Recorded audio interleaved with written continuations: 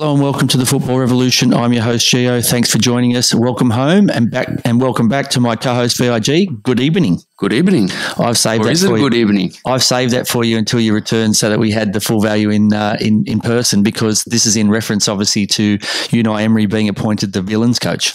And a win this morning against my Man United. So is that a little stab in the back there? It was, but I just want to know, and I know this is a bit off topic because we're an A-League show and this is a European, I suppose, a European topic, but we just love our football. Everywhere he goes, there has to be some sort of villa in it. There's Villarreal, there's Aston Villa. Was he also at? So he might be. Was he somewhere else before? I think there was another Villa or something. You might end up at Villawood FC or something. Okay, you might. But mate, it's like I said, it's great to have you back. What was the highlight? Tell us. I know there was a lot of things about your trip that you loved, but the funniest part is you went to watch PSG play, and you showed me a picture of Messi, Mbappe, and Neymar. But your little fella Gianna stole the show. So he did. He was up on the big screen at the Parc des Princes. The cameraman was absolutely loving him. He had his jersey on, name on the back, 22 for the year he's born. So he was loving it. Mate, tell us one thing you'll miss most about Europe. I know you're glad to be home, and the family love having you here, and it's nice to be back where you belong. But tell us, what was it? The food was great. Okay. Everywhere we went. France was unbelievable. Italy was great. We went to Turin, had some great meals there. Spain was good as well. So can't complain. I'm going to miss the morning baguettes and the croissants, I think.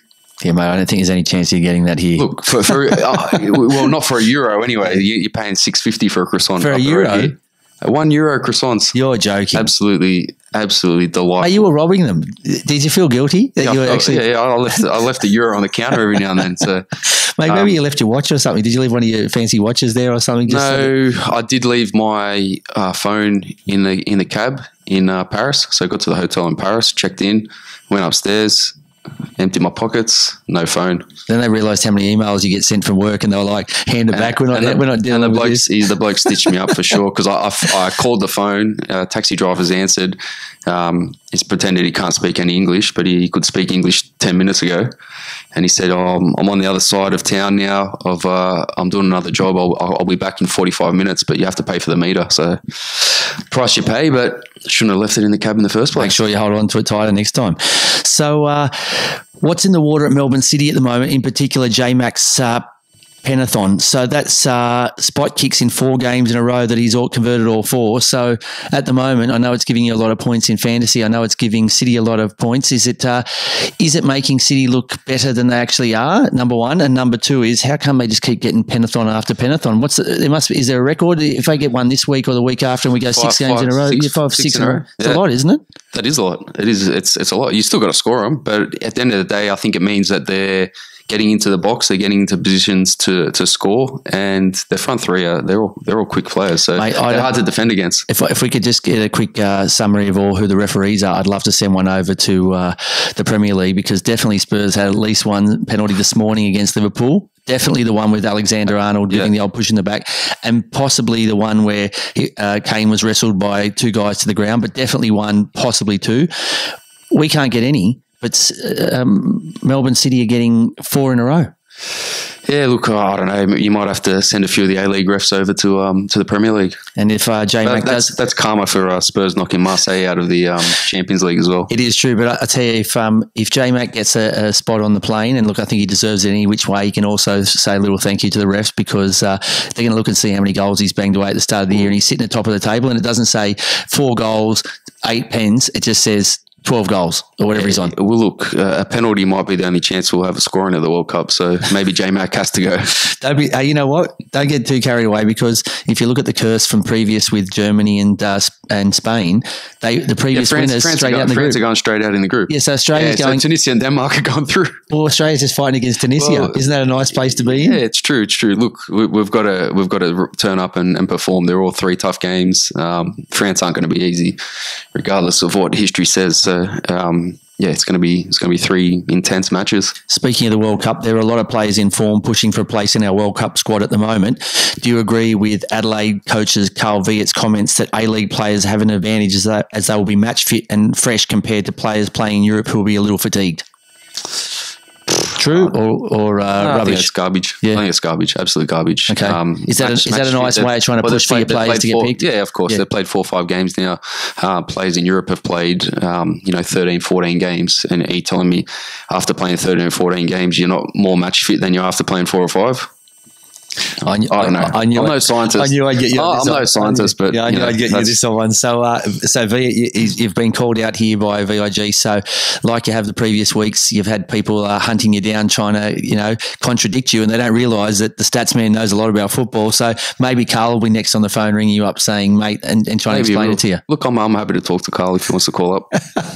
Mate, this one just fell short of my WTF award for the week. But have Leo Lacroix and Virgil van Dijk both caught the same virus? Both were unstoppable last year. They were comparing him to being the A-League version of Van Dijk, but that was last season, not now. Leo had another strange own goal on the weekend, which we'll touch on in the Revolutionised Round-Up. But what's happened to these two blokes? They were world beaters, and now they couldn't beat Bizarre. time with a stick. Bizarre, honestly. I don't know. I don't know what's happened to the two of them. Lacroix, it's just from last year being the best defender in the league to this year just been absolute shambles. I don't know what's going on. I don't know if they've got long, some people get long COVID. Maybe they've got long off-season disease. I don't know what it's called, whatever it is. I got no idea. It's unexplainable at the moment. All right, congrats to Kevin Muscat on following in Ange Postecoglou's footsteps, winning the J1 League title with Yokohama F Marinos. Where next for Muskie? Will he stay again? Will he try and go back-to-back unlike Ange did, or will he head for greener pastures like Ange did and take on a role? And that's no disrespect to the J-League. It's just there is leagues bigger than there, and when you win a title in any league around the world, there's going to be teams knocking and wanting your signature. Yeah, look, I think Ange set the foundations of that club, right? So they brought a lot of good players in. He changed the culture of that club. Muscat's come in. I'm not saying he's had an easy job, but he's come in and he's had everything put on a plate for him. Has he done this the second time though? Because he did this at Victory, didn't he? Yeah. So he's had everything. He's had everything set up for him. All right. He is a good coach.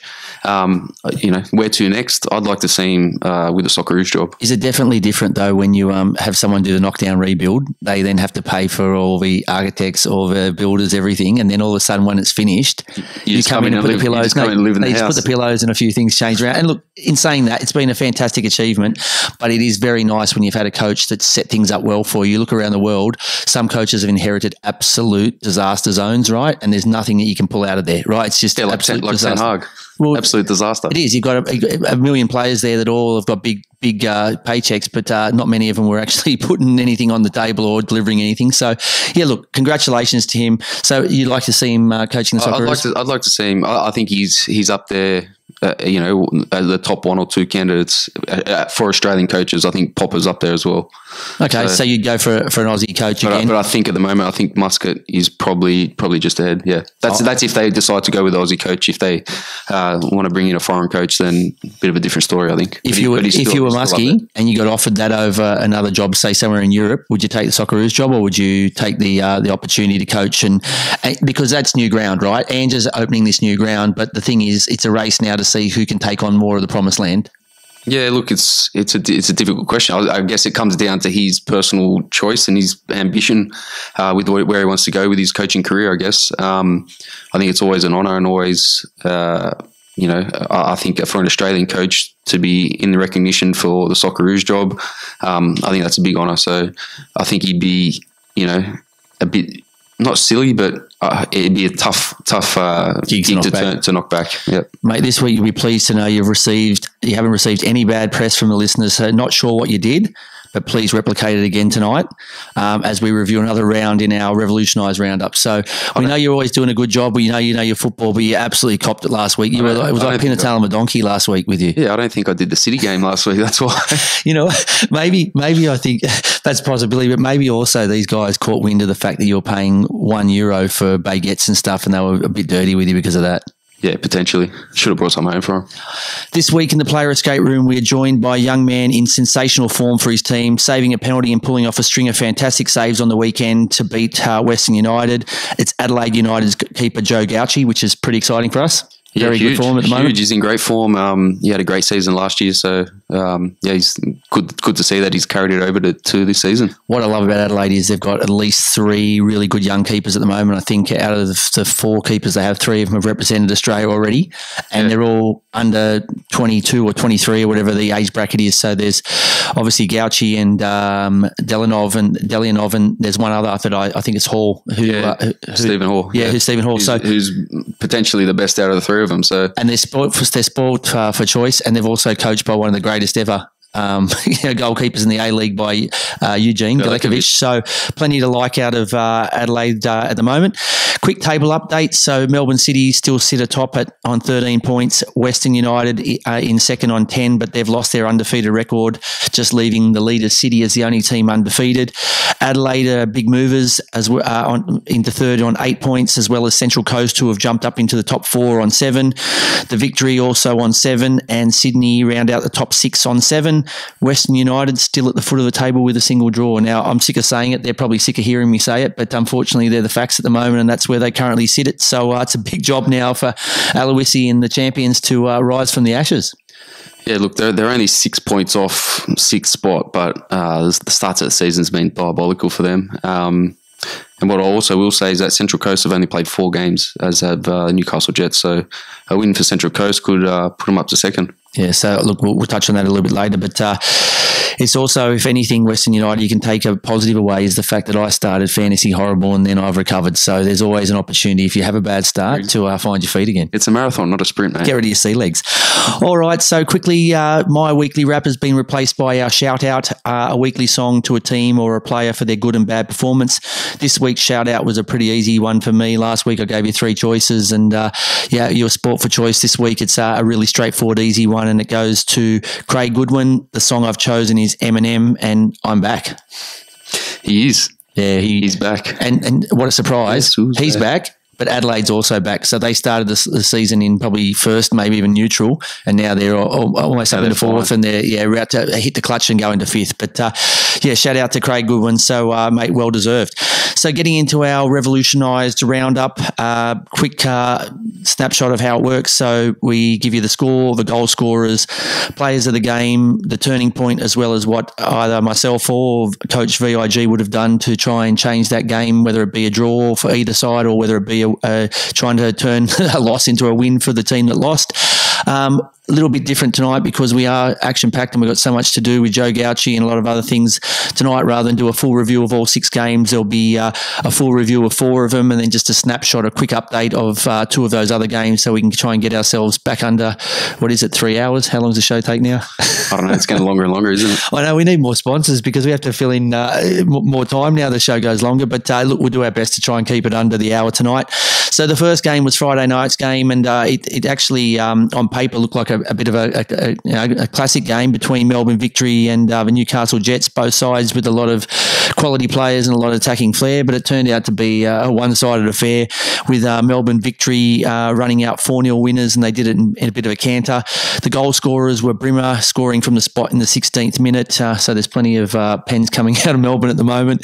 Economides in the 50th minute, D'Agostino in the 54th, and debutant Bruno Fornaroli in the 89th. So apparently Popper had told Economides, let Bruno take it, open his account and maybe rub a bit of salt in the Melbourne City wounds to see what they're missing. But when you're sitting at top of the table and you've won the silverware they have the last few years, maybe they're okay. But for me, Brimmer was excellent. I touched on it last week that we saw glimpses of him coming back, and it was hard to see how they all fit into the side. But finally, it looks like they have all clicked and they've absolutely touched it up. So it was great for Victory they clicked, but bad news for the Jets. The assist for D'Agostino with the outside of the foot was absolute class. And like I said, you don't see that sort of ball anywhere around the world, let alone. And honestly, all this talk about Jason Cummings, but are we forgetting about Nick D'Agostino going to the World Cup? There's been no chat about him. He was in the last squad. I think I think there should be more talk about him. Oh, look, I'm with you, but I also think that the talk is very valid for Jason Cummings. He's classy. He again on the weekend he hit the post. He's dangerous for this World Cup. But I'm talking about the future as well, right? Yep. So like Cummings isn't going to the next World Cup. Yeah, that's true, but you just want to. But you're not. We're not. It's not a Dolomite account. We're not saving, a term deposit. We're trying to get the best possible result and get into the knockout phase of the current 2022 Qatar World Cup. So, yeah, look, fair point. Look, I think we are sport for choice at the moment. It's just a matter of making sure, as we've seen this year, that the Socceroos play the right formation and the right players, because there's teams in the league at the moment who have got great rosters and they're not delivering. Right, so it's pretty obvious which ones they are. But yeah, look, it was an excellent performance by Brimmer, but also I thought Nani showed plenty of class and he was just way too much for the Jets. So we brought him across. The league's brought him across to rub off on the players around him, and he's been good in patches throughout. But I think there was a couple of bits of magic from him. The penalty was fantastic. He absolutely bamboozled the defence. They were just it was like watching a wood chopper just chop away at wood, hoping they hit something, and they did hit something. But they also got a pen out of it. So yeah, I thought Brimmer was for me the pick of the bunch. But I definitely really liked Nani, and there was plenty of other stars, in the victory side. And Bruno obviously gets his first a taste of football for the victory, and having him in your armoury now is very, very scary for the opposition teams. For me, the turning point in the game was the Jets had a chance to equalise not long after victory had taken the lead, and I think Sotirio had 2 bites of the cherry, and it was close, but close is not good enough. It gets you no points. So and he couldn't hit the target. So unfortunately for them, that was pretty few and far between their chances in the game, and that just gave the victory a chance to go from strength to strength. And what would I have changed? So the Jets couldn't find the right formation. So they're at 4-2-3-1. They're not getting the most out of Piscopo, the 2 Beckers, O'Neill, Thurgate, and so on. So there's something going wrong at the moment. They had plenty of possession. They had almost 60%, but none of the 9 shots they had were on target. So there's something going wrong there at the moment. They've got a lot of quality talent. They did this last year, and too many mistakes at the back were costing them games. This time now, it just doesn't look like there's any fluency. It doesn't look like these guys have ever played together. They've ever met each other. They're finding it very, very difficult to replace their main man from last year who was creating all those chances, and they don't have anyone at the moment who's creating anything at the moment. So at the moment, I don't know what's going on there at the Jets, but it's not something that I'm enjoying watching, and it's pretty sad because you're watching, like I said, a lot of quality players who are just going through the motions. So I don't know how they fix this. I'm hoping they do it sooner rather than later, but they were no hope of beating the victory on the weekend, and the victory haven't been in great form. So the victory finally found their mojo, and the Jets still haven't. Yeah, definitely. They're missing Pena. That's the bottom line, yeah? Yep. They're missing Daniel Pena. Yeah, but all the Penas are going to City instead. Yeah, that's it. And victory. Yeah, so, look, they definitely are missing him, but he's not coming back in a hurry, if at all, ever. So you just got to find a way around it, and you've got absolute stars there at the moment, and they're just nothing's happening. Yeah, they got to. Maybe they play the 2 Beckers up top together or something like that. They've got to change something with their formation, like you said. Maybe they go to a 4-4-2. 4-4-1-1, something like that. Look, what I didn't like a lot was I told you Piscopo's not an out-and-out striker. I don't care if you've got 50 guys out injured. He's your man in the middle of the park that you need to find form at feeding players. And if he's feeding players and they're missing chances, too bad. Yep. Instead, you're playing him up front. Now you're saying, hey, mate, go back into midfield. Then you're saying to Becker, Darts, Amelia, I'll play up front when the other Becker's out. Come back now. These guys, just get them right in their position. And if someone else is out, just put someone else in that position. Stop trying to play guys in different positions to try and fill in. Play the guys in the right spots, and then, like I said, if Piscopo set up a couple of young guys 4 or 5 chances, they might take them. Yep. But if he's playing up front, he's not creating anything. Doesn't matter who else is playing in behind him. They're not getting any. Like, they didn't hit the target once on the weekend.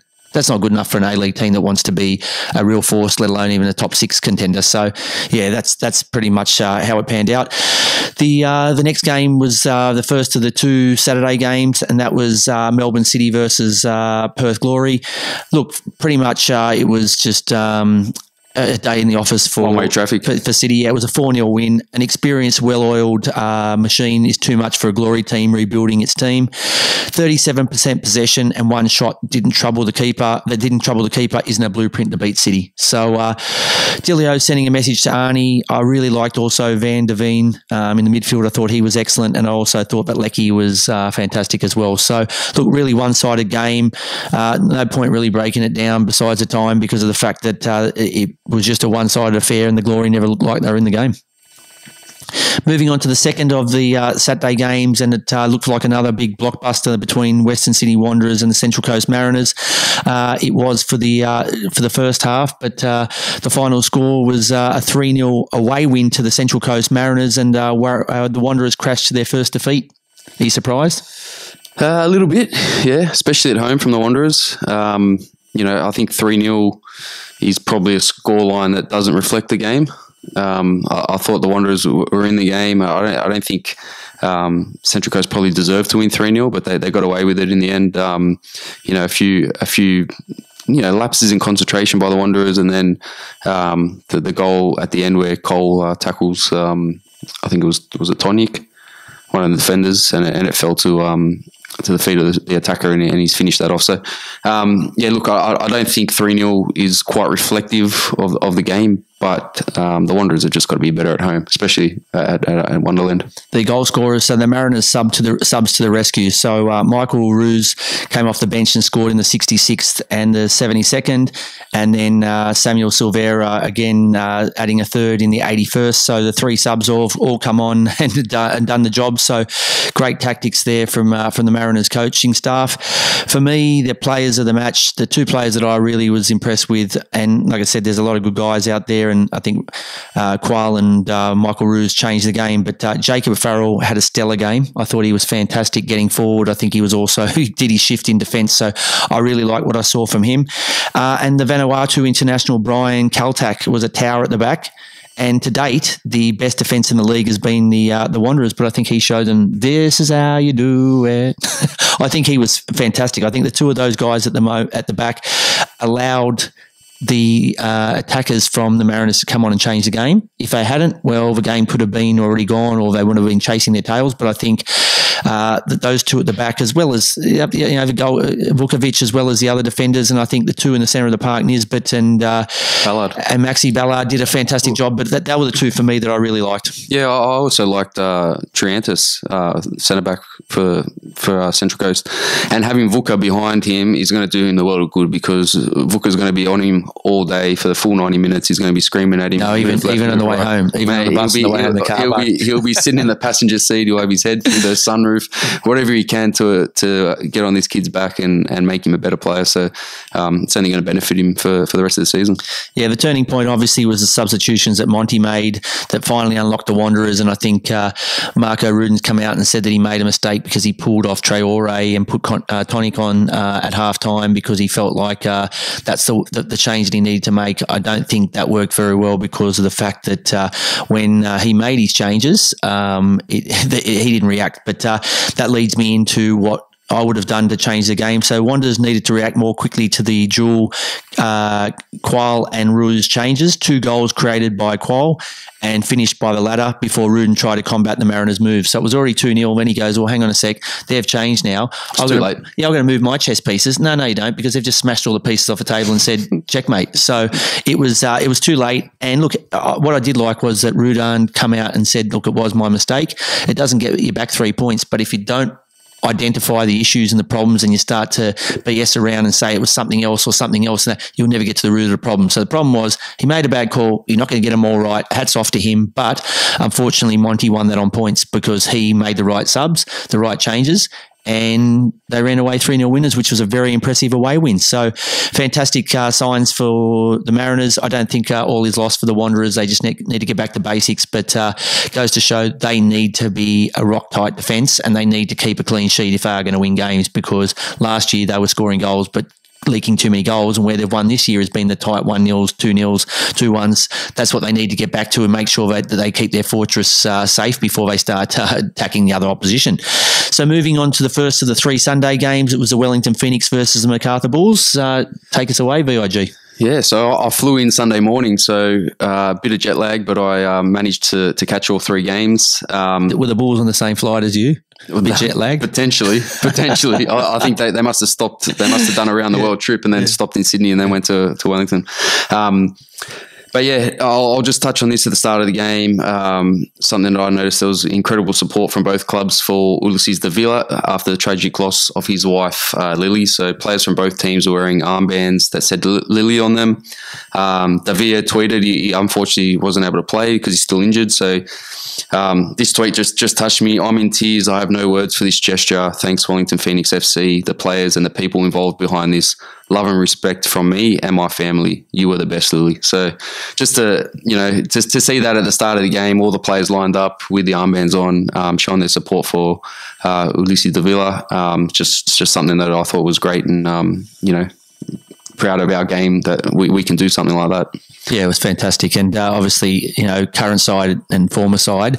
But at the end of the day, when something like this happens, right, it's the same side. It's the same side, right? It is. It's the same side because they're all humans and they all just wish the best for him and think what happened was tragic, and they all just want to be there for him. Yeah, definitely.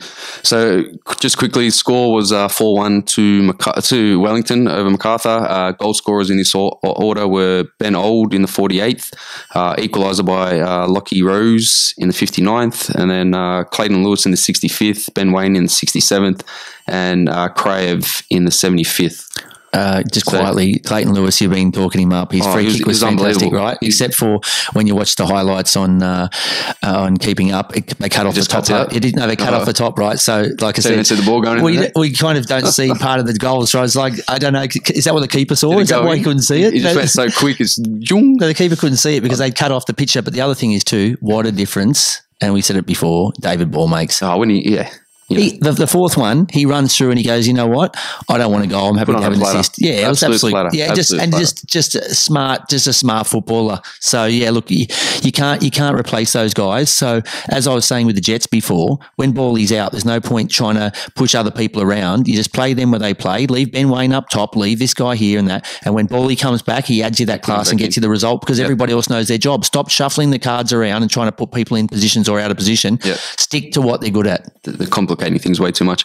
So my player of the match or players, I found it hard to split these two. Clayton Lewis again. He's in such good form, as we said, and that free kick, absolutely unbelievable. And I thought Ollie Sale was great as well. He made some crucial saves. I think two from Arzani, Carter and one from Arzani as well. But the save I think it was the 3rd minute, right? So it wasn't a great shot, but for me, that was probably the turning point. If that goes, the one from Arzani, the way he did it, he gave him like a little sly smirk, as if to say, you need to be better than that. Yeah. That was fantastic. It was brilliant. Yeah, so I couldn't split the two for players of the match, Clayton Lewis and Ollie Sale. Fair call. They get 1.5 points each for the 3 points. So, all right. Turning point. And more importantly for them, they get all 3 points. Exactly. Turning point, I said, look, Anthony Carter shooting straight at Ollie Sale in the 3rd minute, right? So if that goes in, I think it's a different game, totally different game. I think the game opens up. And obviously the save that Ollie Sale made later on in the game. If they brought in, how they've brought in these stupid rules in the A-League, like how far you have to be away from the wall and how many people you got to count, how many are in there, and then what type of weather it is and all this. If they brought in a new rule, maybe they can suggest this. If they brought in a new rule, you can freeze the game once in the game and bring on your coach. That's what that MacArthur would have done. They would have brought Dwight York on to take those finishes for Carter. Just freeze it. Say, hang on a sec. We want to play like in golf when you we want to take a 1-0 lead. We're ready to go. You put your little marker down in golf when you're going to take your putt later on. All you do is you go freeze. They call a timeout. You put the ball down there, and then the coach comes on and he finishes from there. Dwight York would have hit that with his eyes shut. Yeah, 100%. And this goes into my next point. So, what would you have changed? What would I change if I was coaching? At 1-1, MacArthur are back in it, right? And then if you're Dwight York, that next 15-minute block after they've gone 1-1 was just absolute disaster. They've copped 3 goals, right? So he wants to change that. Bring yourself on.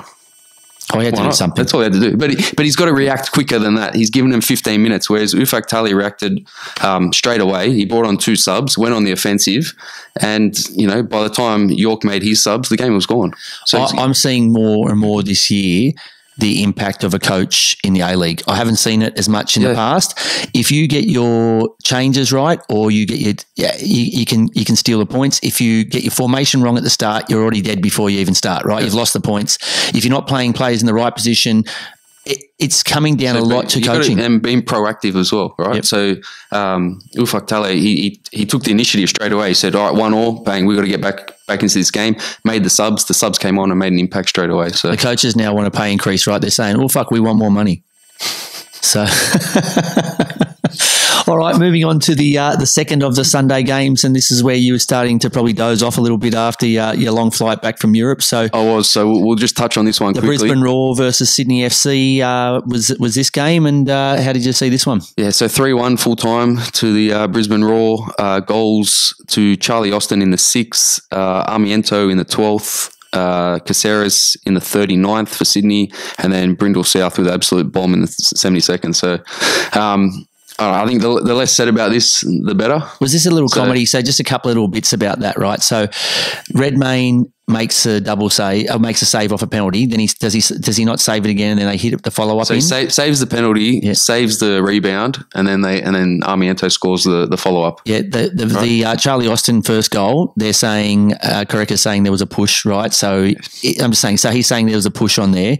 Then there was bits and pieces of controversy throughout, but for me, the Raw were just too good, and one of the players that I've been talking up that I'm a huge fan of at the moment, Joe Knowles, almost did a scissor kick. Did you see? Oh, it was great. Oh, if he scored that, I would have been talking about it all week. Yeah, I was shirts off for sure. Yeah, especially like I said, we've given him the kiss of life at the moment. We've talked him up, and he's delivering the goods for us. Yeah, but look, if you're Stevie Corica, next week you're going to order the team bus 20 minutes earlier, right? So when it gets to the ground 20 minutes earlier, the players are all off and on the pitch ready to go, right? True. Because the first 20 minutes was diabolical for Sydney, and that's it. So anyway, the less said about that, the better, and we move on to the next game. Okay, and the last game of the round was Western United versus Adelaide United, and this is where you were pretty much dozing off. So no, I was back to life, but I was back to life by now. I had a couple of coffees, a few coffees, mate. So I was back in the game. Yeah, had a little. The only thing was your pockets were lighter because you went and ate about 10 baguettes, but instead of costing you €7 or €8, it cost you $400. You're not wrong. I know it was. So, you're not wrong.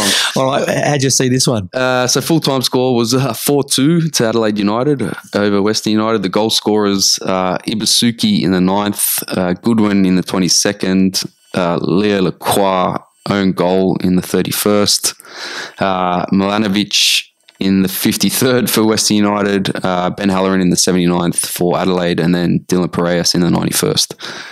What's going on? What is going on? I don't know. Anyway, I think from what I saw from the match, Craig Goodwin was my player of the match. 1 goal, 1 assist. He's doing everything he possibly can to get on that plane to Qatar. So since he's come back into the team, Adelaide, they just look a different class. And he brings that class. He's dangerous from free kicks. He takes good corners. He makes assists and he scores goals. So there's not much more you can ask for from a winger. What I like about Adelaide at the moment too is they look like a team. So the players look happy. They look like one unit. The other thing is too, if you're going to have someone like Craig Goodwin in your side, you've got to have someone who's happy to throw his head around, and that's Ibasuki. Oh, yeah. He's going, I love this. He loves it. Oh, he loves the aerial raids. Let's start calling him kamikaze. Yeah, he loves the aerial raids. He just thinks every single time there's a free kick, I'm a chance of scoring here because this Craig Goodwin guy, my skipper, he's just going to put it on my head. Yeah, 100%. Yeah, so I'm loving a lot of Adelaide at the moment too. All right, so the turning point, I thought Western United actually started the game really well. They were looking dangerous. I think Wenzel Hawes had a great chance to put them 1-0 up, but his shot was saved by Gauci in goals. And then literally in the blink of an eye, Adelaide are 3-0 up. So for me, the turning point was that start for Western United, not being able to capitalise on that start, the good start they had, and then Adelaide literally just walk back into the game and take a 3-0 lead. And by then, it's pretty much game over. Look, the sad thing for the Western United at the moment is, and you don't go from being champs to chumps in an off season. So the problem for them is they are missing some key personnel in the positions where that's the difference between winning the games and not winning the games. And in the previous year, that's why they weren't the champions, because they were missing those couple of players. And they brought in the couple of players they needed, and that was the big difference. The other thing is too, as we said, giving up a lot of possession and getting teams on the counter work for a season, but other teams have worked them out now. They've caught onto it now. They have, and the other coaches now are earning their money because tactically the A-League has gone a different level this year. Yeah. I don't know if the play has, because the play was good last year, but I think the tactical from the coaching side of things has definitely gone to a new level. So teams are going, you know what? If you don't have the ball, that's great, but when you're down 2-0, that's not helping, because before they were 0-0 and they were then getting him on the counter. At 2-0 down, there's no counter-attacking. Yeah. All right, so what would I have changed? Honestly, I'm not sure what's going on with Leo Lacroix at the moment. I don't know what's in his head. It can't be down to me just picking him in the fantasy team. In my fantasy team. It's got to be something else. Lenard. It's his brother. It's an imposter. It's his brother out there. I don't know what's going on, but there's a few rumors floating around that he's unhappy and he wanted to leave in the off season, much like Prijovic. So if that's the case, if a player doesn't want to be there, if his head's not in it, maybe it's time to drop him from the starting lineup. That's the only thing I would have changed from the start. It is sad though, because he was so good to watch last year. It was unbelievable, and he's a great player. We know how good he can be. He's a great character for the league too. Something's going on there, but they've got to get to the bottom. If there's something going on behind the scenes, and his head's not in the right space, maybe it's time to maybe just leave him out for a couple of games. Let him refresh himself. Let him think about what's happened in these first couple of fixtures, and then bring him back in. I did see just finally one strange thing I saw today when John Aloisi's come out and said, "I'm not here to make friends." But why did you say that at the start? Did you play the music from Friends and say, "I'm here to make friends"? Everyone knows you're not, but you have to be liked. You've got to have the players like and respect you, because that's a good harmony. If you come in and start being a taskmaster, I've not seen many guys that go in there that just crack the whip and think they run the ship, and the players go, "Oh, this guy's fantastic." Yeah. You can be a nice guy and get along with people, and still have these guys think you're a great guy. You don't have to now, because things are going bad, say, "I'm not here to make friends," because no one thought you came here to make friends. What, you get an extra 30 people on your socials, following you on your socials? No, it's like, he's under the pump at the moment. Just choose your words a bit carefully. I don't know about you, but I'm not following my football coach on social media. No chance. I'm not either. Absolutely zeros. You have trouble in following me. So, all right, that's the end of our revolutionised roundup. Up after the break, as we said, with our player escape room, we welcome Adelaide United City. Adelaide United's number one goalkeeper, Joe Gauci. Catch you after the break. You're listening to the Football Revolution. Joining us now in the player escape room is a young man who has already represented Australia at under-23s level and was an important piece in his team's top 4 finish last season. Please welcome to the show Adelaide United's outstanding keeper, Joe Gauci. G'day, Joe. Welcome to the show. How are you, mate? You well? I'm well, thank you. How are you? How's everything with you? Life treating you well? Adelaide treating you well? Weather nice? Yeah, very good. Yeah, very good, very good. Enjoying playing football in my home stay, and really loving it.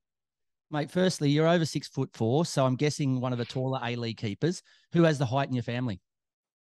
Well, I'm now the tallest, but I probably get it from my old man from my dad's side. So you're already he used to tower over me. Sorry? At 20 odd, and you're already the tallest timber in the house. Yeah, I surpassed him, I think, when I was about 17, 18. He wasn't too happy about that. But yeah, he always used to bully me. He said, "You'll never be as tall as me," and now I've overtaken him, so he's not too pleased.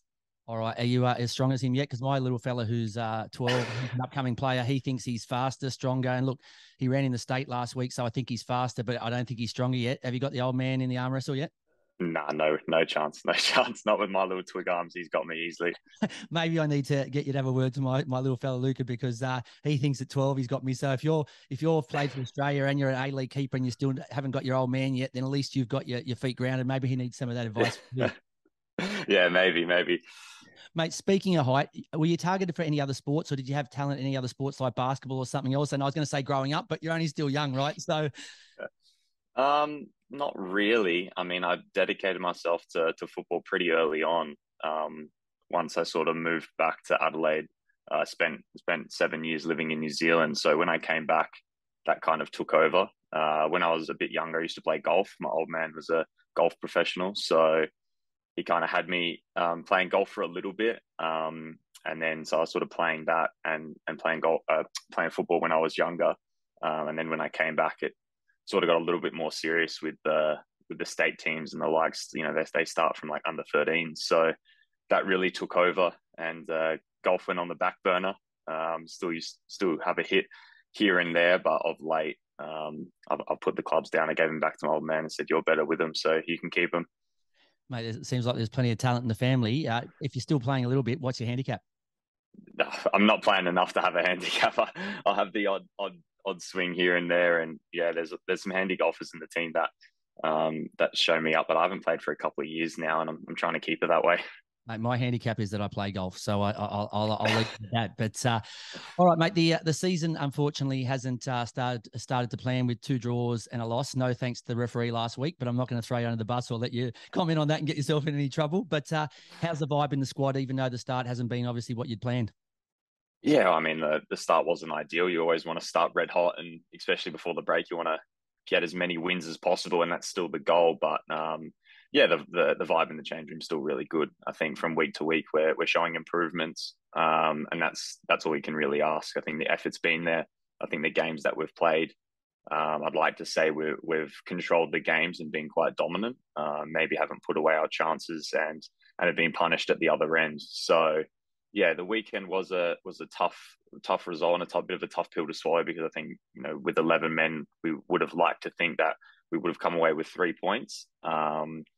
But yeah, I mean, in hindsight, if you told us we were going to play with 10 men for 50, 60 minutes of the game, and to come away with a point away from home, we would have probably been happy with that. So looking forward to playing back at the redeveloped Coopers this weekend, and hopefully pick up 3 points. Front of a big crowd, I hope. So, mate, Hopefully. the good news is for you, even though Ibasuki's red card, and I'm able to say this was an absolute disgrace, it wasn't the worst decision of the weekend, right? So the one in Brisbane where they're talking about now having to measure how far a player is away from the wall and how many is in the wall, you got to do this calculus. I think they just pipped you at the post for worst decision of the weekend. Yeah, I did see that one. It was a little bit confusing. I mean, you're I think you're supposed to stay a certain distance away from the wall, whether they impeded or, impeded the vision of the keeper. I'm not too sure, but there didn't seem to be much clarity on that decision. Mate, tell us how you enjoy the battle with the keeper depth at the club. So you've got James Delianov, who's also represented our country, and he's young as well. And you've got super young Stephen Hall, and I think there's another young keeper you got there. So, mate, how do you use that to your advantage? Because sometimes when there is a battle, it's hard and it goes the opposite way, but it seems that it just brings out the best in you.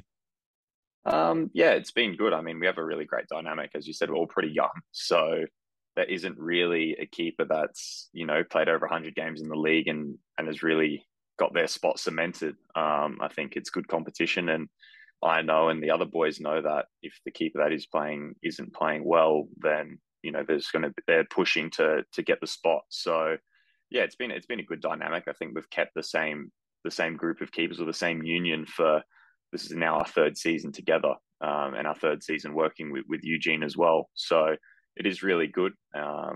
James and I have both had stints in playing, and no matter who's playing, everyone else is really supportive, and that's the way you want it. And then in training, where we're pushing each other to be the best, as well as helping each other learn and develop along the way, because we're all quite young and are still making mistakes as to be expected. And, we have really great discussions about, if someone makes a mistake, we have a really great discussion about it and try and help each other learn from it as well. Mate, any goalkeeping coach is obviously an advantage to have, but having someone like Galekovic, who's been in the league, is one of the best of all time. Just tell us briefly about how that experience is. Yeah, it's fantastic. I think for me, when I joined the club, it was something I really needed. I had great goalkeeper coaches that really helped me when I was quite raw coming out of the NPL. But I think just at that moment in time when I joined the club, I needed a bit more of the technical development as well. I thought I was still not at the level maybe that I am now, and he really helped me probably that first year, that first sort of 6 to 12 months at the club, and I was able to play a few games in that period as well. That's where I saw a lot of his expertise and just experience from playing, over 300 games, I believe it is. So yeah, I think just little things in playing 90 minutes of senior football, which I hadn't had that exposure to. He was able to just give me little pieces of information, and it was just things I would never have thought of. And then you'd go and try them in the game, and it would work. So yeah, I think just having someone that's been there and done that, and has done it at probably the most consistent keeper to play in the A-League, I think, yeah, it's a massive help for not only myself in playing, but also like you mentioned, the younger boys that are there. Having that guidance. I think young Ethan's been with the first team now for 3 or 4 seasons. Stevie Hall's now in his second year full time with us. So to have that sort of coaching at a young age, I think it's huge. Yeah, mate, it's priceless. And not only that, a big pat on the back for the Adelaide Football Club, because they've got 4 young keepers there and they've got an experienced guy in. So they haven't cut any corners, which is fantastic for you. So, mate, just before we get into the 2 games, I love to play with my guests. What are the team's goals for the season, considering you had a very good top 4 finish last year? So what's Carl Vietz told you guys you're hoping to achieve, and what are your personal targets for the season? I think for us, it's just to build on the last 2 years. I mean, a semi-final in the last 2 years is great for the club, and I think it's showing that we're going in the right direction in mixing the experience in the young boys, and even with playing younger players, we're able to really compete and go deep into finals. But I think it's to go one more. We've been so close yet so far the last couple of years, but to play in a grand final and hopefully come away with silverware is the end goal, I think, for all teams in the league. I think for us, maybe just a little bit more consistency. I think if we're able to pick up 3 points on Sunday and really build from that into the break and then continue that after the World Cup, I think it's just consistency for us. There's probably a few patches last year where we dropped points where we could have really pushed the top two and really pushed higher. But yeah, I think just consistency for us is the biggest thing, and really make Coopers a fortress. So when people really picking up 3 points every week at Coopers is big for us, and having teams not enjoying their trip to Adelaide, and us really thriving in front of our home fans. It was quite funny when I had Max Ballard on previously on the show. He said his favourite place to play was Adelaide because the fans get up you and they give you a hard time, and it makes you feel like but it's also just a great atmosphere. So I continually hear that, so I can totally understand why you enjoy being there. And I think consistency is probably key for you guys, on top of the fact that hopefully you don't ever get that ref again that you had on the weekend. So that's my last note about him. Let's hope that you don't cross his path again this year, and you guys are a good chance of doing one better than you did last year. And what about personally, mate? What are you hoping this year? Is there, obviously to lock down the number one spot in a red hot field, but not only that, more international exposure? Yeah, potentially. If I'm able to get those sorts of experiences again, then I think that's just a bonus for me. This has been my first season where I've started round one, and that was a big thing for me, is to try and play consistently for a full season. I think I had good patches and some average patches last season. Obviously, getting sent off against the Mariners was probably the lowest point, and a few high points in there as well. So yeah, I think consistency for me is the biggest thing. I think any club, any coach, and players, they want someone behind them that they know what they're going to get week in, week out, and they can really trust them. So I think to be able to sort of develop that at a younger age is something that I'm really working towards. Mate, do you have a goalkeeper overseas, whether it's at a team you support, or just a goalkeeper that you've looked up to when you were growing up, or even now that you look at Allison, or is there someone there that you think that's a keeper that I'd like to model myself on, or is it just I want to be Joe Gauci? Probably half of both those. I have obviously look at the top keepers in the game and don't try to emulate my game off someone specific, but try to take bits and pieces from the ones that do it the best. You've got the likes of Edison, that the distribution is outrageously good, and then you've got the likes of Donnarumma, are very explosive and make very acrobatic saves. So you've got all these different keepers that have all these different styles, and I think if you can kind of mold yourself maybe around the best in the world, it's that's the dream. But no, I think for me is just to be the best version of myself. Goalkeeping is a very unique position, and everyone does it a little bit differently. So we've got 4 keepers at the club, and we all keep extremely differently, and we will have our pros and cons. So I think just to be the best version of myself and really take advantage of what I do well, and really work on what I don't do so well. I like that. But, mate, I'm disappointed you left out my keeper at Spurs, Hugo Lloris, because his version is have a cracker against Sporting Lisbon and then against Newcastle cop 2 howlers. So I don't know where that fits in on your game plan of trying to be a good keeper, but that's what I'm stuck with at the moment. I think he's a world-class keeper, and what I'd take from Lloris is how quick he is across his line. That's something that I guess if you're not a keeper, you don't really take too much notice of. But yeah, he's rapid across his line. He moves his feet really well. So there's something I can take from him. Mate, better off his line than across his line than coming out like you did against. Stay on your line. That's my advice. Hugo, stay on your line. And look, I'll even say that top keeper Joe Gauci's told you to stay on your line too, and that probably carries a lot more weight than me saying so. So we'll quote that on the show. But mate, you ready to play our first game, which is our 6-a-side, which is 6 questions comparing you and your Adelaide teammates? All right, let's do it. All right. Who's better at penalty shootouts, you or James Delianov? Me. Okay. Do you have plenty of training? Yeah, we have penalties against each other? Against each other, we have a few because when we practice penalties, I always just like to take one. I always say, you never know. But no, I mean, in terms of saving them, I'd like to say myself, but he can hit a good one. I'm a bit inconsistent with mine, to be fair. Always try and hit it too hard. But saving it, it's you. So we'll lock you in for that. And the thing is, if you just remember this too, our previous friend of the show that used to do a guest spot for us, Jared Tyson, he took them and he would also obviously save them. So when he missed one in the FFA Cup last year, he was able to save his bacon, right? You can't always do it. So maybe that's something to keep in mind. Yeah, I'll have to keep that in mind. Look, I may know the answer to this next one because of you may have answered it when you were talking about your dad earlier. But who works out harder in the gym, you or Ryan Kiddo? I'm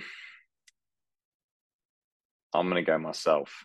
Okay. I'm gonna go myself just because I know that us keepers, we do a little bit more power and things in the gym, but Kids does work really hard in there. So was he a good choice? I'll go myself.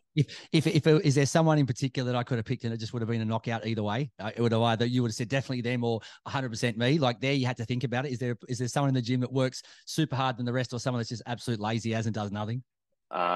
Lockie Bar is a machine in the gym. Yeah.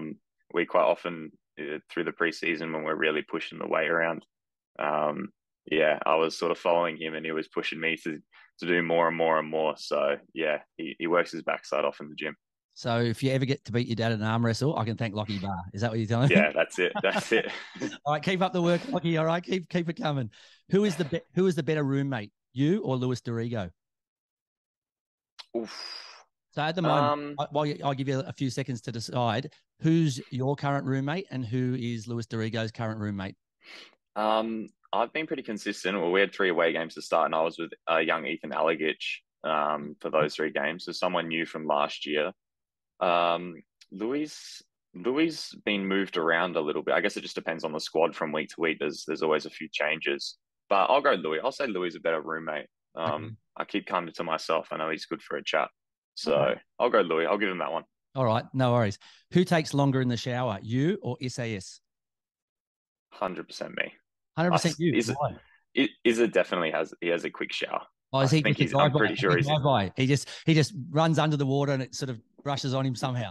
Not that quick, but I love a good shower. I love just standing in there in the hot water and just, I just end up standing there and just thinking about things. I don't even know what I'm doing, but yeah, Izza's quicker.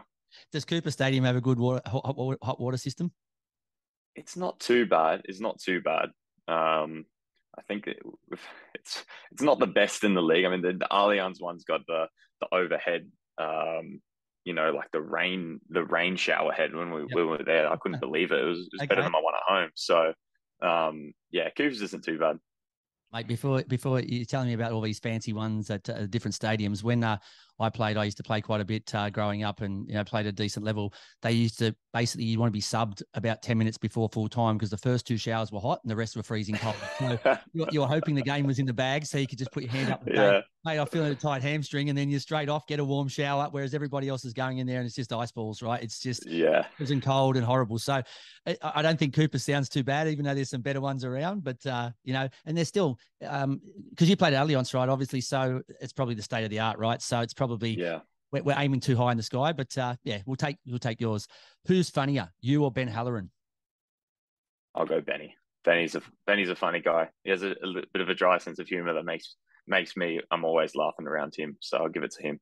Would he be the top of the pops, or is there someone else that would, even though he beat you, is there someone else that you think is just the team clown? I'll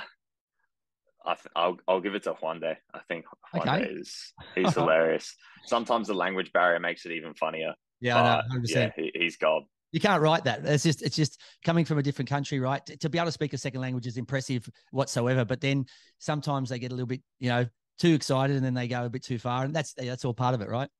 Well, I just think to be, if I went to Spain and was trying to speak Spanish and trying to be funny in Spanish, I couldn't do it. So for him to be funny in English, I think hats off to him.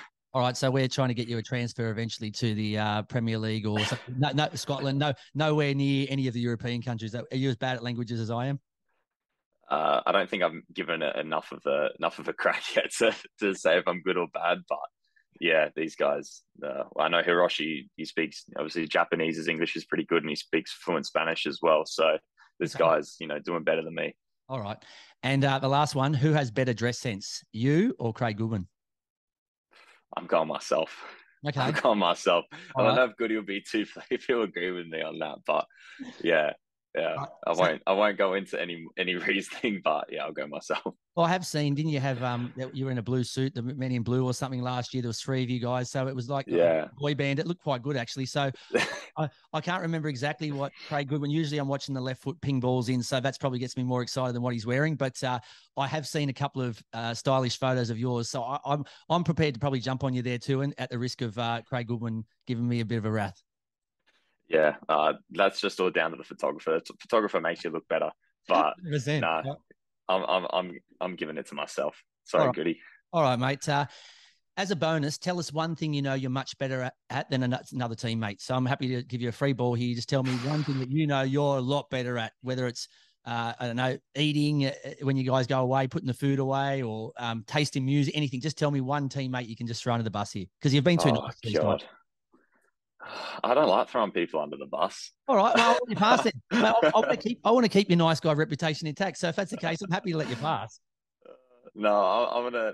All right, tell me when we go away, we have the youngest six. We have the youngest six that help with the gear. And I'm better than all the other younger lads underneath me because they're all terrible at it, and a lot of them just stand around. So I'm throwing all the younger boys under the bus because they end up standing around, hands on hips or on their phones, and I'm often lugging the bags around and got to get them into gear. So when I'm not there, I know it's shambles. So yeah, I'll throw all of them under the bus. Mate, I've got you on a roll now. I'm going to put a noose out there. Tell me something you're better at than Carl Viet.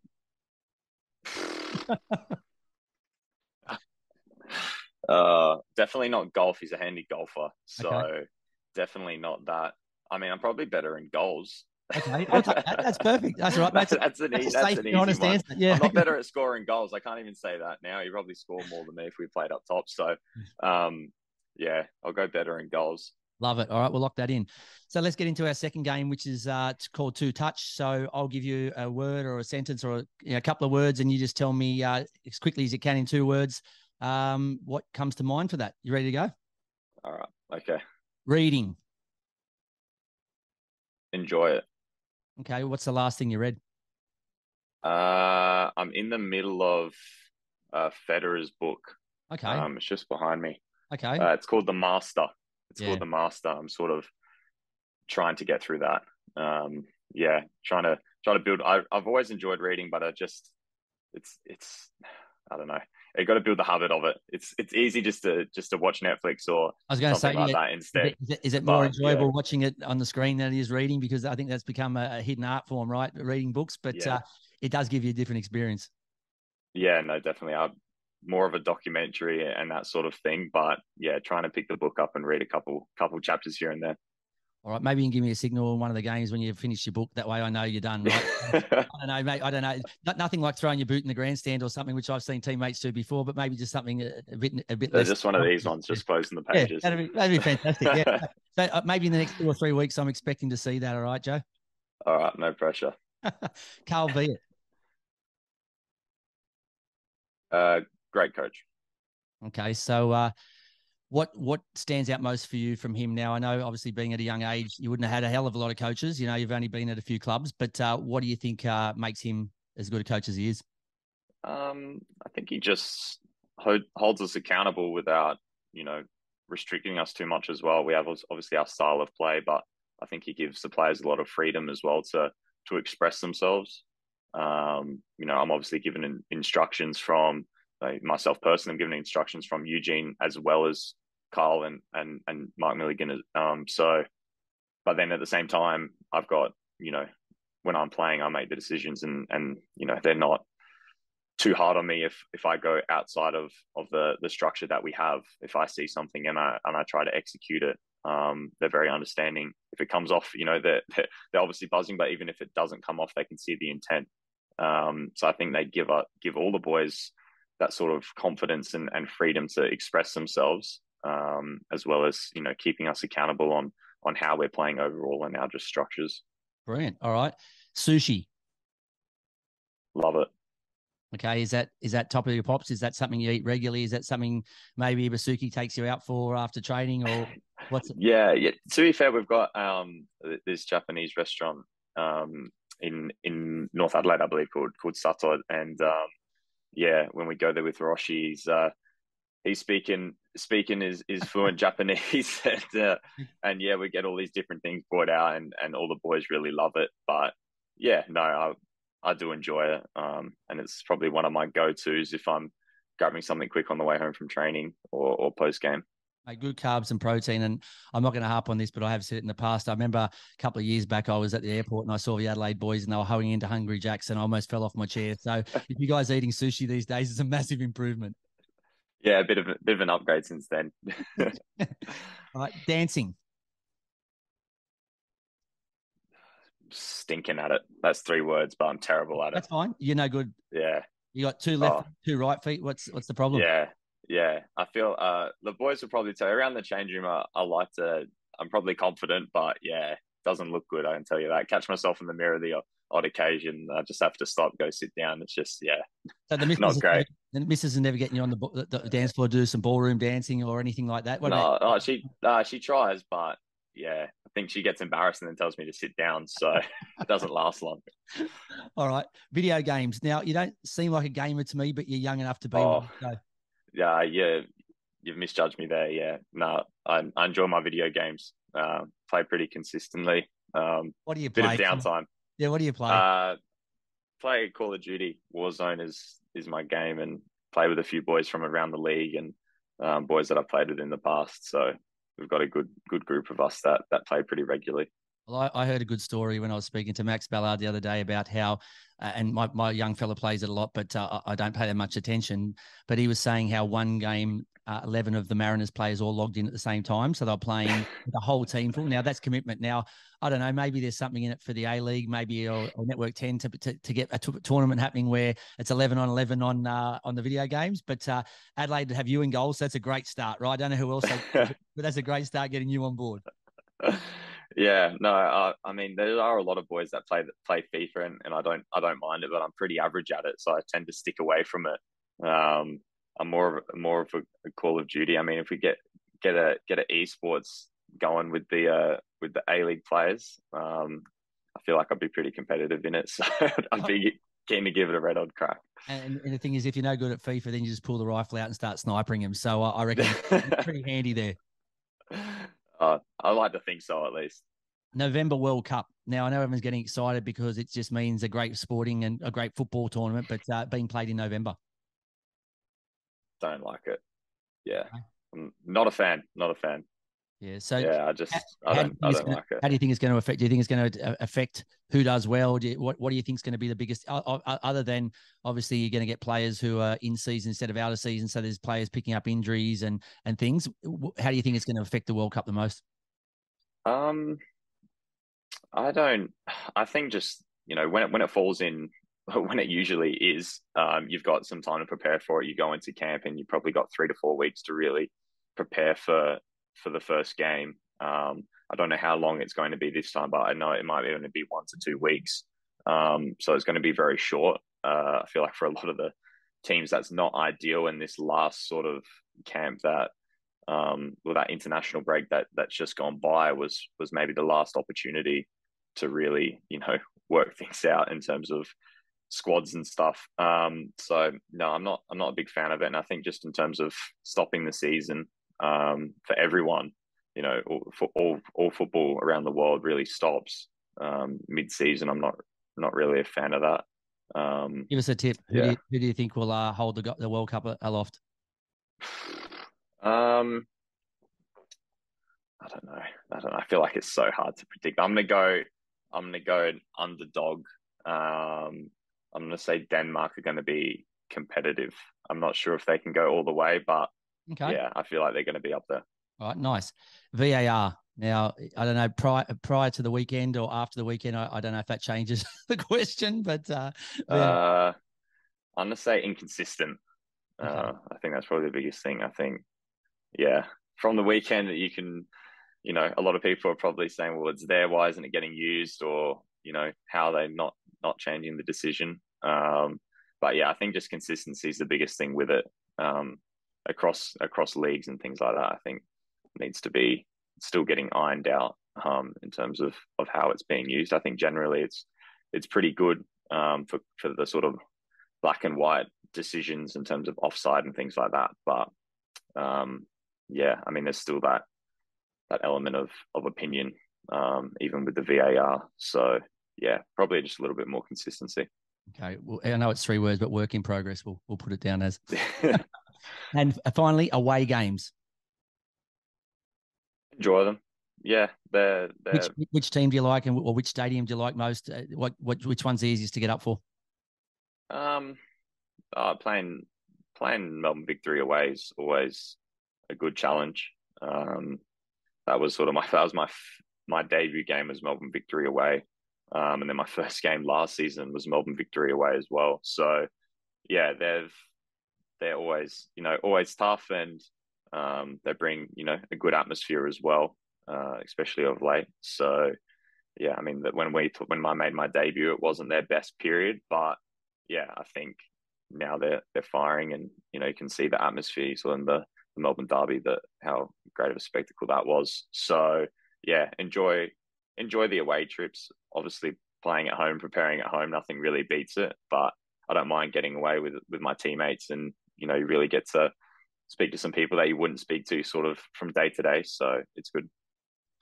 All right, mate. You've been every bit as outstanding behind the microphone as you have been in between the sticks the past 2 seasons. But I really appreciate your time. I wish you all the best for the upcoming games. Hopefully you can get 3 points on the board before not too long. Hopefully you can keep these young boys at bay and keep your number one in Adelaide, because I think, like I said, mate, you deserve it. You've worked hard, and I think the team will be better for it. And mate, I wish you all the best finishing the Federer book. I'd like to see the old signal out to me to let me know when you've finished the book. And I'm going to keep getting Lockie Barr to cheer you on in the gym, so that hopefully one day you can take your father down. So at least if my son can't beat me, you can beat yours. But fingers crossed. Thank you very much for your time. It's been an absolute pleasure having you on the Football Revolution. Thank you, mate. Appreciate your time. You're listening to the Football Revolution. Welcome back to the show. It was fantastic speaking with the informed goalkeeper Joe Gauci, and telling us a few stories about his teammates and how he's killing it at Adelaide. But up now is our clinical finish, our end of our show. So as per our previous shows, our first part of the segment is What the Foot, our WTF award. This one here, I don't know, I'm lost for words. So Andy Harper commentating on Retre's red card for fouling Denzaki. I'm confused by him thinking out loud. Was he running through all the scenarios of why it was a red card? Could he have not have looked and realised what it definitely wasn't and what it could have been? So he said, on what basis is that definitely an opportunity for a goal? Then he starts saying, oh, maybe it was foul play, maybe it was... Well, hang on, mate. He's going, oh, it's inside their half. It definitely wasn't. Well, great, mate. Then he finally says it's nonsense, and that I just... So does he think it should have been a red card, or it shouldn't have been a red card? What's going on? He's saying it definitely shouldn't have been a red card. He wasn't sure why he was sent off. I can tell you why. It was high and it was late. Now, Retre is not a dirty player, and I don't think he intentionally did it, but it was badly timed. I think even there was no one behind him. Even right? Correca said it was bad timing, but it could have caused an unnecessary injury. It came up high, it was clumsy, and not only that, he went with the wrong foot. Instead of going with his left, he went across with his foot. Yeah. So he basically has hit him high and late. He's sitting there saying, "Oh, I can't see here how when it's in his own half, this could be a goal scoring chance." Okay, so is there only one way you can get sent off here? It can't be any other descent. It can't be a bad tackle. It can't be an elbow. It can only be for being a goal-scoring chance. Why is he running through the scenarios there telling me what it could have been, what it couldn't have been? Come on, Harps. What are you doing? Yeah, I don't know. Look, I was comfortable with the decision for a red card. Yeah, look, I understand where he's coming from a little bit, because it was, right on the halfway line, just inside the half. But I still think Danzaki's touch was great, and it's put him into space. And I think it would have been a goal scoring opportunity. I just didn't like the way that it's late in the game, and surprise, surprise, it wasn't a team winning 3-1. It was a team losing 3-1. So frustrated, a bit clumsy. And like I said, no intention there, but it was still a stupid tackle. And if he ends up getting injured there and missing 3 or 4 weeks, and Rattray backs up next week, gets a yellow card and backs up next week, I don't think that's fair. So for me, I was fine with the red card. I don't know if I'm going to cop some stick for this, but and it's not because I support the victory. It's because of the fact that I think it was a red card. I like Rattray. He has the best haircut in the league, but unfortunately, he best haircut, best hair, doesn't he? Best hairline. Yeah, he deserved it. And unfortunately, if Harps keeps making comments like that, I'm going to start calling him Andy WTF Harper. Maybe Harps just likes him because he's got a good hairline and he wants some of it. Maybe he does. This week's game, so the Friday game is Adelaide versus their great rivals, the Victory. So both teams in good form, and so this could be a cracking match. It's juicy, that one, isn't it? Yeah, it definitely is. It only gets better. So on the Saturday, we have the Jets up against Melbourne City. So it gets no easier for the Jets after their touch up by the Victory last week. They go and get Melbourne City, so who are in good form, sitting on top of the table undefeated. So this will test out Pappas and his boys and see if they can bounce back. And then another pretty rubbish game on the other Saturday game is something called the Sydney Derby, Sydney FC versus the Wanderers, with a lot of blood. There's a lot of spit. Blood in the off-season. Both teams coming off losses. Ninko and that saga. Rodwell. And Jack Rodwell. He hasn't even played yet. Yeah, I know. It could be juicy. And look, it is going to be a cracking game. Hopefully they get a big crowd to Allianz, and like I said, they just go at each other. I just want to see them go at each other, and whoever wins, let the best team win, but don't sit back. Don't play dumb formations, players out of position and sit back and play negative. At least play 2 attackers, two guys up front, and let each other go at each other, and the best team will win. Yeah, look, I want to see 30,000 plus out there Saturday night. Are you going to be there? Yeah, I'm thinking of going. Yeah, my little fella said to me, "Please, Dad, can we go out to the Derby?" And I think it'll be good. I'm happy to go anytime. Yeah. My little fella wants to go out. When I say little fella, he's almost taller than me. But weather's getting better now, so why not get out there and support both teams? Yeah, there won't be any $1, €1 baguettes there, but you got to go pay. No, Justin Hems. So you got Hems. It's Hems tax. Hems, you don't even get a wooden spoon or fork for that. Hems, for €1. Yeah, you got to pay like $4 for a fork. Yeah, I know. It's paper straws and these wooden forks. And then on the Sunday, you've got the Phoenix versus Western United. So it gets no easier for Western United because the Phoenix were good last week. And the Mariners take on the Bulls, which is another tough assignment for Bulls because the Mariners were really, really good last week. So you may realise there I didn't... you missed one. 6 games, it's only 5. Yeah. But the Raw versus the Glory's been postponed due to ground unavailability. Their backup ground's not up to scratch, so that needs work. So unfortunately... Surprise. The Glory have gone into hibernation, and they're not back until the 10th of December. So it gives on holidays. It gives Ruben some time to work on a few things. Find a new striker. Yeah, I was going to say, you know what? That's not the game that we did a full review of. But when it says what would the coach have changed, go and spend some money. You've got money back now because of Bruno and the kitty, right? You've got some good kids in Collie and some other guys.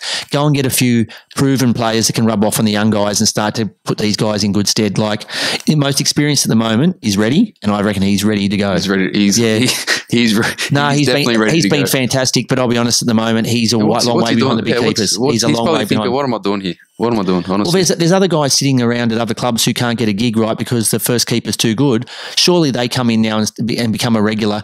Perth need to go and buy someone who's ready to take over from him because I love him and he's been a great servant to the game, but he's not where he needs to be. Is he carrying an injury? Don't know. If he is, okay, apologies. But if he's not, then everyone's day comes eventually, right? Mine came a lot sooner than yours has. So quick TFR fantasy update. So last week, like I said, I took a lead. So I had a huge round. I think I got 131 and you only racked up 80 something. So I was hoping I can prove that I wasn't a one-hit wonder. You even said that I finally worked out how to play this game, and I don't know if I have, but I think I have. I think you have. Yeah, so my round 4 score was 96. I've now moved on to a total of 415. For me, I traded 0 players and still had plenty of cash in the bank, 162k left. But before I get too excited, I did want to use that stash to add to Piscopo to trade for Goodwin. but I was too slow. Goodwin absolutely slayed it. Piscopo, I think, was -2 most of the game, got me nothing, so he didn't bother the scoreboard. So it would have been a smart move for me to have brought him in, but, you snooze, you lose. I did, however, make a good call making Arzani my captain. So even though last week I got a huge return for Cummings, for some reason I jumped off him this week, which in hindsight worked out well. I could have looked like a goose, but it didn't, and he got me 15 points, giving me 30 as my captain in a well-beaten side, and Brimmer was superb as well, getting me 23. So he was the only other better choice I could have had. I did go back to my bad old ways, though, with the keepers. Lawrence Thomas I selected, got me 3, whereas Paul Izzo got me 10 on the bench. So I got back to bad ways with my keeper. I think I followed you there. Yeah, so I got 415 for as my total score. VIG, what was your score this week? Look, I'm going to put it down to my excuses. I was travelling on a plane, missed the deadline, made 0 trades, absolute disaster. I ended up with 51 points this week, so I did raise the bat for a half century. Your wheels are off. I almost brought it up back-to-back centuries. You have, and I'm struggling to. I'm limping over the line for a 50. So that puts my total score on 362. I'm about 50 odd ahead of you now. Look, I think I had 3 players in the team with minus scores, maybe more. Jenkinson -2, McGarry -1. Leo Lacroix -7. I've got to get him out. He's got to go this week. -7. I could be playing my trump card this week and just absolutely keep him in. He's quality. Absolutely clearing the team out. McInnes did not play. I've just had an absolute nightmare. This is a bit of Russian roulette. Thank God for Jamie McLaren with 22 points. This is a bit of Russian roulette, right? Because if you can get your captain right, it goes a massive way towards, like I said, previous week I got 48 with Cummings. This week I got 30 with Arzani. I was only getting 40-something the opening week. So captain is big, and fortune favours the brave, because I could have stuck with Cummings. He got me 11, but I went with Arzani. He got me 15. I could have gone slightly higher with Brimmer. I didn't, but I just hope that I can just, before they go to the international break for the World Cup and we start cracking into World Cup shows, I just hope I can just hold on to my lead. Even if I don't kick ahead again while we have a break, so I'm well in front, I just want to make sure I can just maintain my lead next week. So this week is just about consolidation for me. All right, so you're going on the defensive? Yeah, I think so. All right. Start calling you Dwight York. No, I'm going to start being Arthur Pappas. I'm going to go to one up front, with everyone else behind the ball. But if they missed it, so are you going to make any trades? This week? Yeah. Oh, 100%. How many are you going to make? Have you used your bonus trade yet? No, I haven't. Honestly, your booster? Honestly, this week could be the week. Okay. Could be the week. I'm in good form. I'm in good form. I'm quite happy. But I've got to change something, right? What's the saying? Nothing changes if nothing changes. So something's got to change. I like that. If they missed any part of the show or want to listen to other episodes, where can they listen to it, VIG? Yeah, they can listen on Spotify, Google and Apple Podcasts, or all good podcast platforms. And hopefully we'll get the video up on our YouTube channel this week. Can you give listeners a little bit of an insight what they're going to get? So next week, as we said, there's a break until December 10th for the Glory. It's come 2 weeks early, so they'll be in boot camp. But other than that, so if you've got any Glory players, leave them in VIG. That's another good tip for you. Because they'll play this weekend. No, they're not playing. They're not playing. They're not playing again. So yeah. So once they go on hiatus for a few weeks and the World Cup starts, what are we going to have? Are we going to do some awards again? Are we going to have our our famous awards? Our 6-pack back. The Euro 6-pack. I don't know, what do we call it? The World Cup 6-pack. Yeah, what rhymes with guitar? I don't know, guitar. Your grandma's bra. Not much. I don't know. Not much, honestly. Obviously, you can see off the spot. We haven't thought much about it, have we? We might need a think tank, I think. But look. But yeah, no, we'll keep the show rolling, and we'll chat some more football right across the World Cup. Yeah. Look, if you read the fine print, we can only promise you one thing: we'll do our damn best to bring you as good a show as we can, even when the A-League. And maybe some guests, maybe some special guests. Yeah, look, that's what makes us look half decent, right? Is when we get on some star power who actually look like they like us.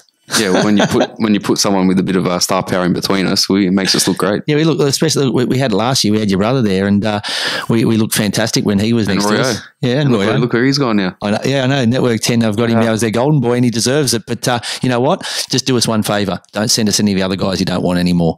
Keep Royo. We're happy with that to show that someone's gone from us into the Premier League. Coming back the other way. We don't want to come the other way. We're fine just the way we are. But We thank you very much to our special guest in the player escape room, Joe Gauci. And as we said, we'll continue bringing the big players in for the big chats and dishing the dirt and six-a-side on their teammates. And next week, as we said, will be our final episode of our Revolutionised Roundup until after the international break. But we've got plenty more for you coming up. And we hope you've enjoyed the show even half as much as we've enjoyed bringing it to you. And until next week, as we say, rise up and join the football revolution. We'll catch you then.